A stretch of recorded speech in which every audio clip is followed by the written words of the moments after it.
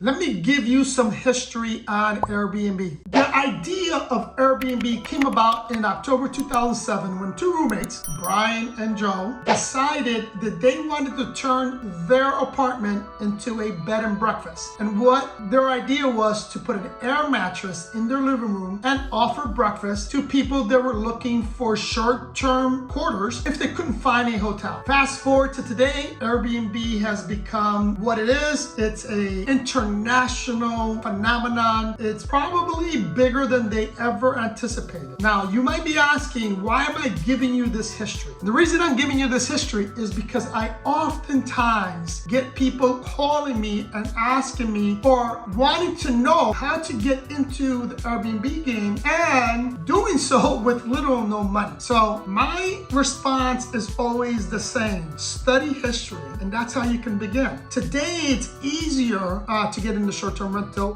game than back in 2008 when Brian and Joe got in, because now you have a platform, and a platform in which, if you, again, follow history, and if you look at the trends, today, meaning May 9th of 2023, Brian wants to go back to their roots, and their roots is providing cheap accommodations for people that are traveling. So if you want to get into the short-term rental game, one of the easiest and cheapest way, little or no money, is by renting out a room. Now, back in the day, Brian simply put an air mattress in their living room. Today, you can do the same or something similar, but with more options and more opportunities that they had back then. So I'm going to give you some options that you can use to get started with little or no money. Again, the most basic thing to do is to find a room in your current home and do what's called house hacking, right? Put either an air mattress, put a regular bed, put a sofa can work, a sofa bed can work. Anything that you can list on Airbnb for someone to be able to lay their head while they're traveling and do so inexpensive way, right? There's other ways to do it, and you're only limited by your imagination. Today, I've seen on Airbnb treehouses, tiny homes, container homes, tents. People, if you go out there and buy what's called now the glamping type tents, put that in your backyard, offer a bathroom, maybe offer breakfast, that's a way to get into the game. So you're really only limited by your imagination, and you're limited only by what you currently have. So again, if you have an apartment, rent out a room. If you have a house, you can rent out a room, you can rent out a basement, you can rent out an attic, you can convert. If you have an office, you can convert that office. If you have a garage, you can convert your garage into a living space. There's so many options you can do on your property that you can take advantage of to get into the short-term rental game and start making money. Now, so the pro about being a short-term rental host is that it's really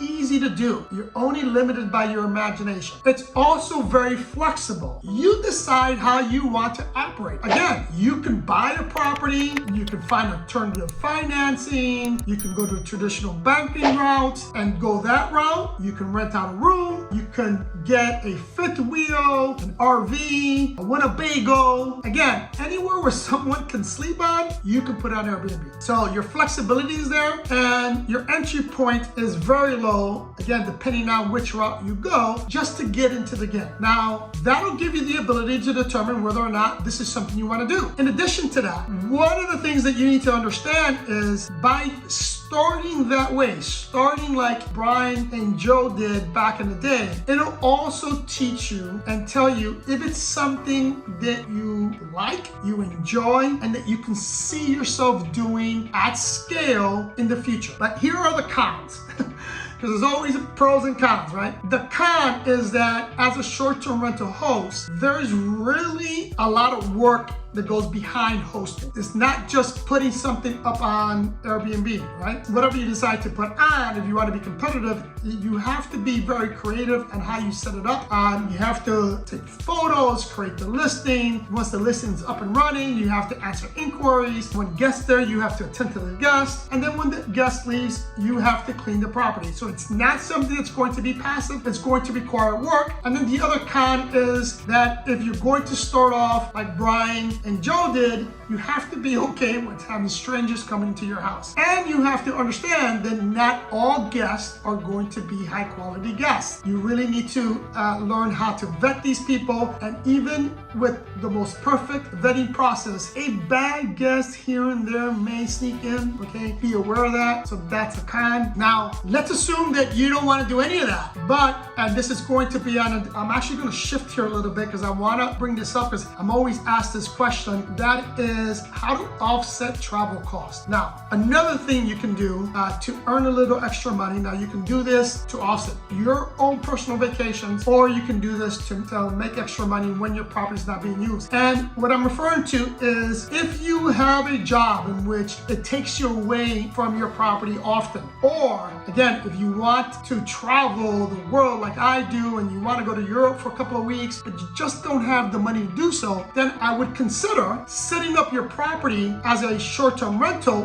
while you're gone, right? Again, entry point is going to be zero for you. This is your property. It's got your stuff. All you need to do is make some little modifications, like removing some of your personal items from the house and put them in storage, or put them in a locked room in your property that only you have access to. But the rest of the property you can rent out to someone. That revenue that you can generate from that 1 week or 2 weeks can help you offset some, if not all, of your travel costs, or at least your lodging costs when you go on vacation. Or, for example, if your job takes you away, it'll help you earn some extra income while you're away and your house is not being used. Again, the pro, it's flexible to do that. You can make some money, but again, the cons are that you have to be okay at having people come stay on your property when you're not there. Hope this information was useful. If it was, do me a big favor. Hit that like button. Subscribe if you haven't subscribed. Follow me on Instagram. And if you really, really want to support the channel, buy me a coffee.